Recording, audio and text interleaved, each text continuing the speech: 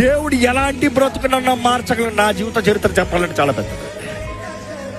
ఈరోజు ఏం లేకుండా ఊరకు వచ్చేసాను అనుకుంటా. ఊరక కాదు, తొక్కి నలిగి పాతాళంలోకి వెళ్ళి వచ్చానని చెప్పచ్చు. నేను కావాలంటే మరణాన్ని కళ్ళు ముందు చూసి వచ్చినండి నేను. ఇదిరా అంత ఇంక అయిపోయింది, మనుషుడు అయిపోయాడు, ఇదిగో మరణం, ఆ లైన్ నుండి వచ్చా.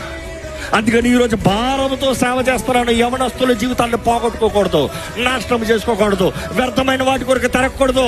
నీ జీవితం దేవుడి చేతిలో పెట్టుకుంటే నిన్ను విలువైన వాడిగా చేస్తాడు దేవుడు. ఈరోజు నా వయసు కేవలం 40.